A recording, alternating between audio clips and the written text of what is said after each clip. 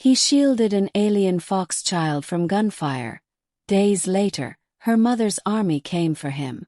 The desert night crackled with cold wind and static electricity as Orion Hale trudged across the ruin-strewn plains of Arken field.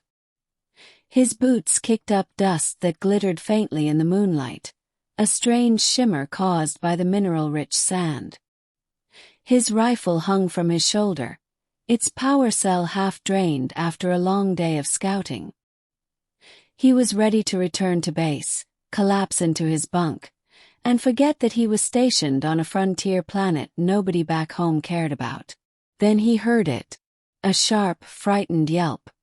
Too soft to be human, too desperate to be animal. Orion froze. Another whimper. Closer this time. He followed the sound, sweeping his flashlight in a slow arc until the beam landed on a small figure crouched behind a broken transport hull. First he thought it was a child.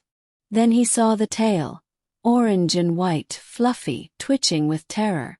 The creature had fox-like ears, big luminous eyes, and tiny hands curled protectively around her knees. Child. But an alien one. And she was hurt. Orion knelt slowly.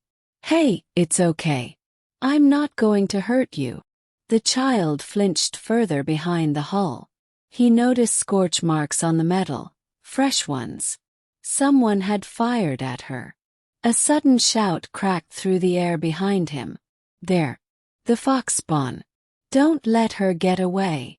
3 mercenaries crested the dune, rifles ready. Orion's muscles tightened. They were aiming at the child. "Target in sight," one of them called. "Kill it before the mother comes looking." "No!" Orion stepped in front of her just as the mercenaries opened fire. Plasma bolts screamed past. He rolled behind the wreckage, shielding the child with his body. The mercs shouted orders, reloading. The child trembled violently, pressing her small head into his chest. Her voice was a faint whisper. "Please don't let them take me." "I won't," Orion said. And he meant it. He unclipped a grenade from his vest, pulled the pin, and tossed it toward the attackers. The shockwave tore through the sand, sending them scrambling. Orion seized the moment, lifting the child and running into the dunes. Gunfire chased them into the darkness. By dawn, he reached an abandoned sensor outpost. He set the child down gently. "You hungry?" he asked. She nodded shyly. He handed her a protein ration bar. She sniffed it, ears twitching. Then she ate it in quick little bites. "What's your name?" he asked. "Lyra," she murmured. "My clan was attacked. Ran. They chased me." "Mercenaries." She nodded. Orion exhaled sharply. "They're not going to stop. Not now." He knew the rumors. An alien matriarch, a queen-like leader of the Vulpinar race, fiercely protective of her young. If Lyra was her daughter, then the mercenaries weren't the only ones coming. "Why were they after you?" he asked. "Because Mama is coming," she said. "And they want to use me to stop her." Orion rubbed his forehead. That meant an army was headed for Arken field. He wasn't ready to be in the middle of an interspecies war. But he couldn't abandon her. "Okay," he said softly. "I'll keep you safe. Whatever comes." Hours later, the outpost sensors lit up. Orion looked at the display, and his stomach dropped. A fleet of ships, shaped like silver crescents, was descending through the clouds. They moved in perfect formation, elegant yet terrifying. The mercenaries had been right. The mother was coming. "Is that her?" he asked. Lyra ran to the window. Her ears perked up. "Mama!"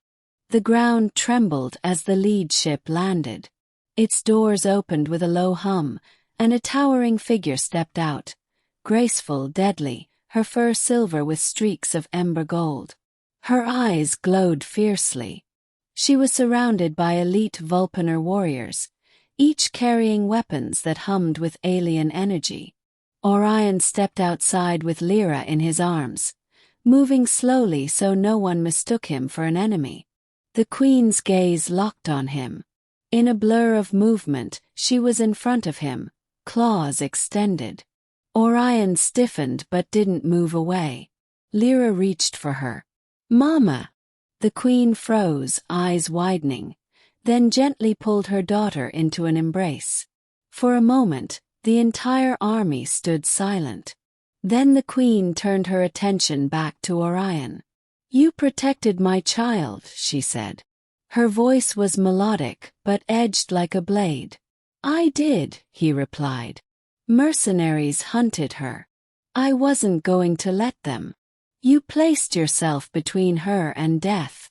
"Yeah," Orion said. "Anyone would have." "No," she answered softly.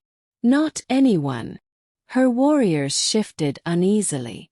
The air felt charged, like the moment before lightning strikes. The Queen raised her hand. Orion swallowed. "Is this where she kills me anyway?" Instead she knelt. "Queen." Kneeling. "For saving my daughter," she said. "You have my respect. And my protection."